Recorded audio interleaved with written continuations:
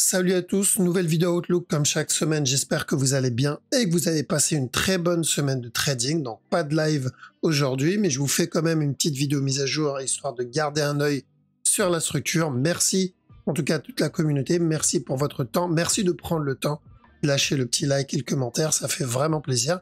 Et sans plus tarder, on va attaquer la vidéo. Let's go.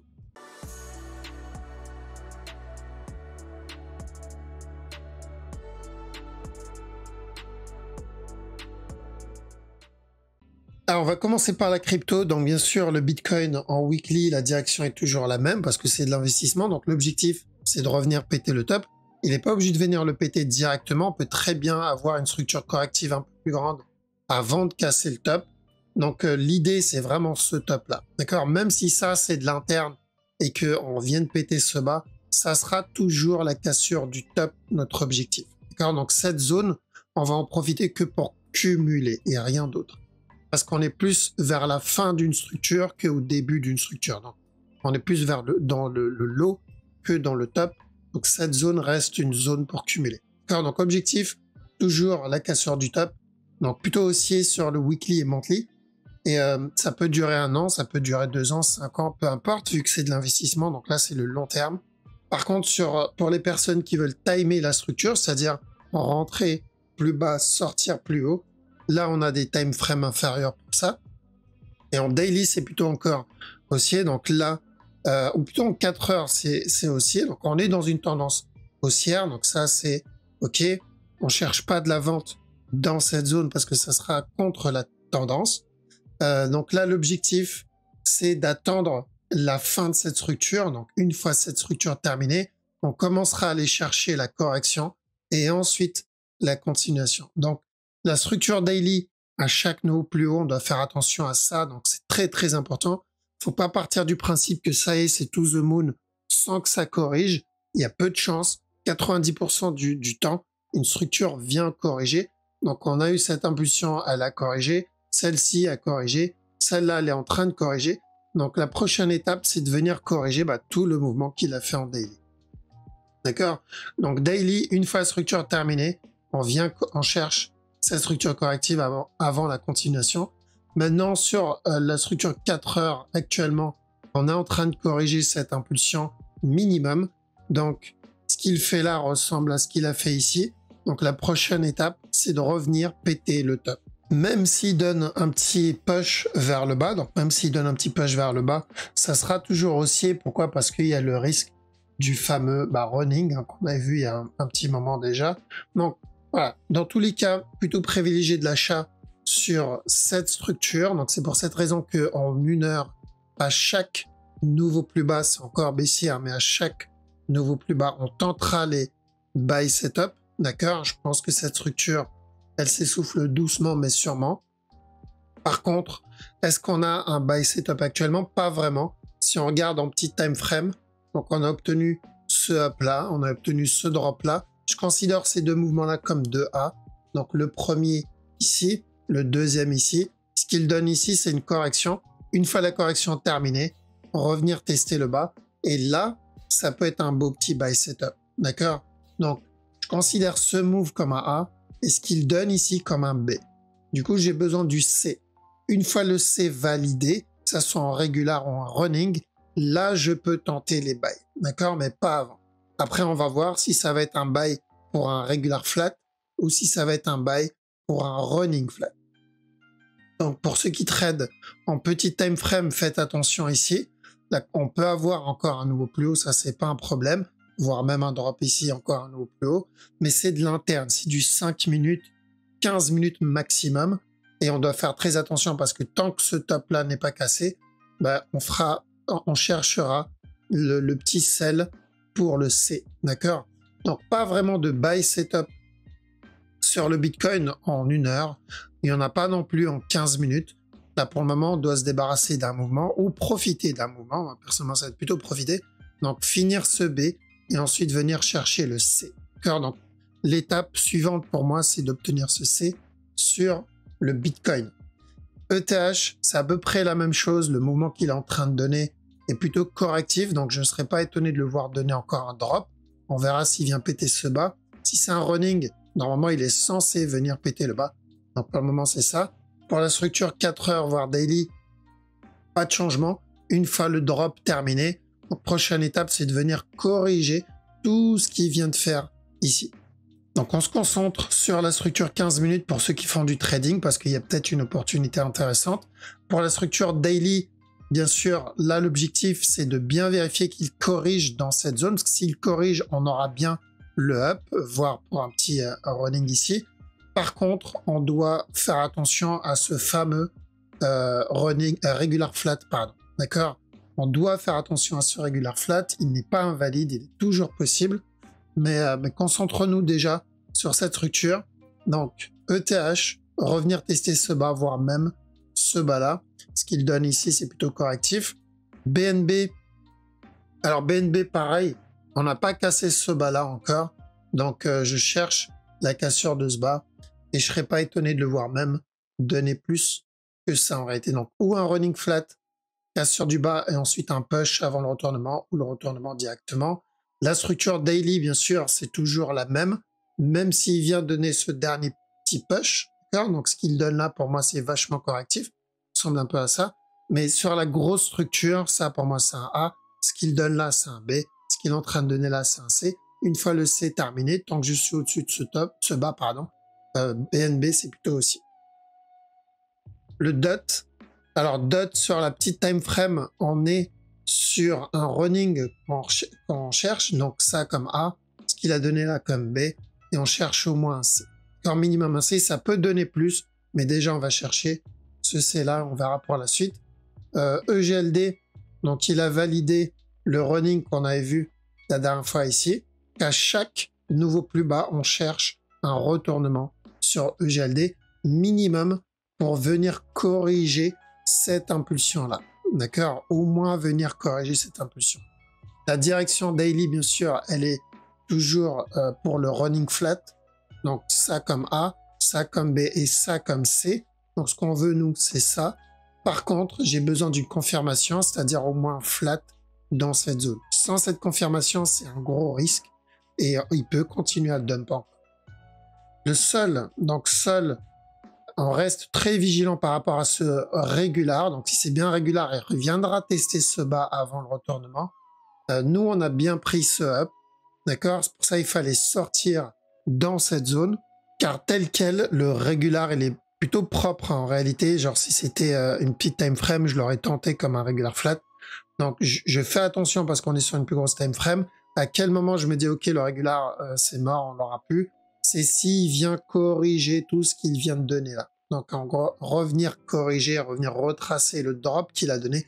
Là, on peut se dire, OK, on est sur une structure identique à ça, donc plutôt une continuation. Mais tant qu'on n'a pas obtenu ça, on doit faire attention au régular. Donc, voilà. En une heure, on a validé notre running. Pour rappel, on a dit de faire attention au up et ensuite le drop pour venir péter ce bas-là. Le bas est cassé. Maintenant, je reste à l'écart et je surveille ce qu'il va me faire. Et quel type de correction on va avoir après. Le VET, donc le VET, on a cassé ce bas-là. Et donc l'étape qu'on va chercher maintenant, l'étape suivante, c'est toujours compter ça comme un A, compter ce mouvement-là comme un B, ça n'a pas changé, et chercher minimum un C. Il peut très bien donner plus, mais nous, on va chercher le minimum. D'accord? C'est pour ça qu'on ne quittera pas le trade à 100%. S'il valide bien le running, on aura encore de la vente avant le retournement. D'accord? Donc, ça n'a pas changé, même objectif que d'habitude. J'avais dit que ça, c'était un A, ça, c'était le B, et nous, on cherche à chaque nouveau plus bas le C. Le Litecoin, donc Litecoin, c'était très propre comme running flat. Le drop, tranquillement aussi. Pour le moment, le Litecoin, ça se passe plus que bien en réalité, hein, parce que on a pu choper un mouvement, deux mouvements, et là, on est sur le troisième mouvement, en espérant choper le quatrième mouvement. Donc ça, c'est le forecast qu'on a fait quand on était dans cette zone, bon, pas rapport à un running, mais pas un régular. Et casseur du top, on est parti chercher le running. Donc toujours la même direction, on est en train de faire le C, on laisse le C finir son travail, tant qu'on n'a pas pété ce bas-là, ensuite on ira chercher le buy sur le Litecoin. Ok, voilà, donc on a fait le tour. Donc là, on surveille principalement la petite time frame, donc ça concerne plutôt ceux qui tradent le 15 minutes, voire en dessous, on a des mouvements intéressants. Donc ça peut être de belles structures, un peu comme ce qu'on a eu en interne ici, pas la grosse mais en interne. Donc maintenant, voir est-ce qu'il va venir péter le top directement ou est-ce qu'on va avoir un regular flat d'abord et ensuite venir péter le top. Et à la cassure de stop, on fera très attention pour le retournement. Ok, voilà, on va faire le Forex maintenant. Donc Forex, structure 4 heures sur haut de CHF, donc on a bien validé ce flat ici. Maintenant, voir ce mouvement-là, il correspond à quelle structure. Donc ça peut être lié à cette structure-là, donc ça comme A, ça comme B, ça comme C. Ça me semble très léger. Donc je me mets en stand-by. On a bien eu ce drop. Pour le reste, j'attends de voir sur OCHF, sur OGPY. Donc il y a eu un petit sell setup ici qui était à tenter. Maintenant, j'attends la structure 4 heures. Moi, c'est plus ça qui m'intéresse. L'objectif ici, c'est terminer cette structure pour revenir péter le top. On peut très bien obtenir un plus gros move d'abord avant la validation de cette structure, mais on est toujours dans la même direction. Au USD, donc on avait dit de chercher de la vente ici, et à la cassure de ce bas, on peut partir pour un regular flat. C'est toujours pareil, tant que ce bas n'est pas cassé, on peut tenter le regular flat. Par contre, attention sur la plus grosse structure, c'est toujours la même. Donc, où il viendra péter le top directement, on va obtenir un plus gros flat avant la cassure de ce top.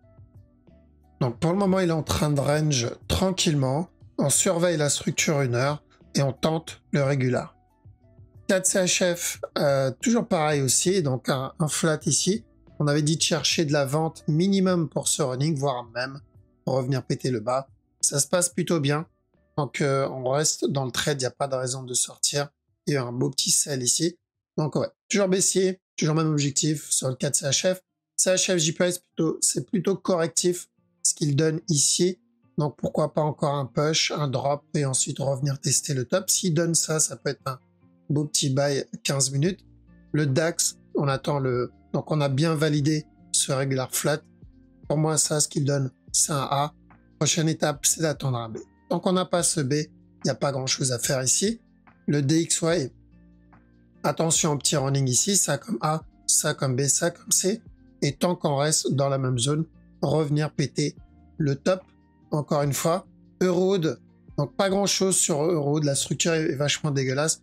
La seule structure que je pourrais voir, c'est un futur running, mais j'ai besoin de cette impulsion pour le valider. L'objectif, c'est de revenir péter ce top pour le même regular flat qu'on avait vu, hein, parce que le scénario était toujours où il vient péter le top directement, où on obtient un plus gros B avant de venir péter le top. Là, il me semble qu'il est motivé pour venir directement valider le regular flat ici. Ensuite, on a Euro JPY.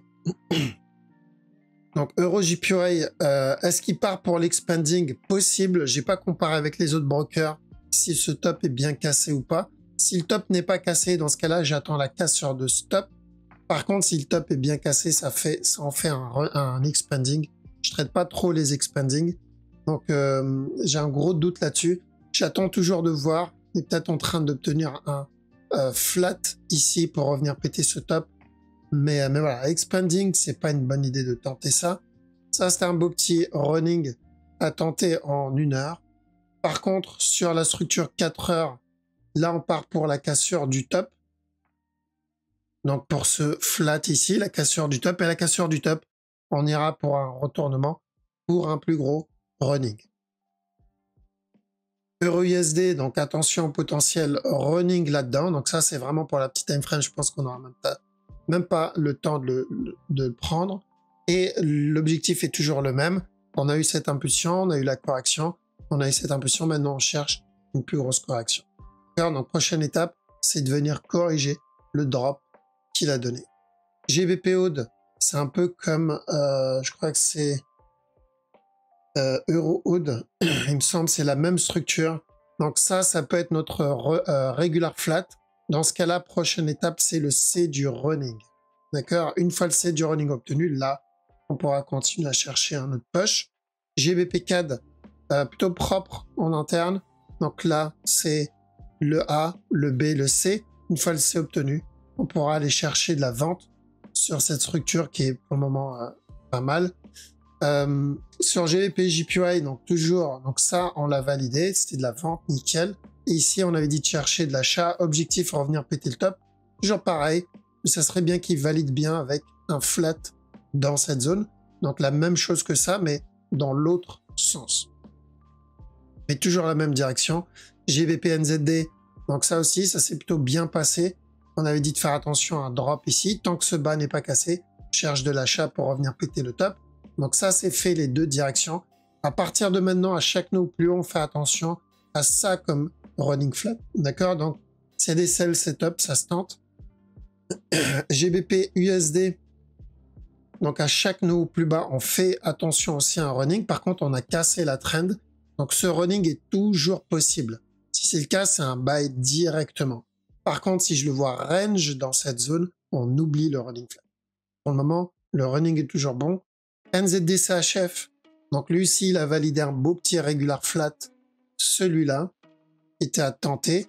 Hop, pour de la vente. Le bas est cassé, donc l'objectif il est atteint. On attend de voir le reste.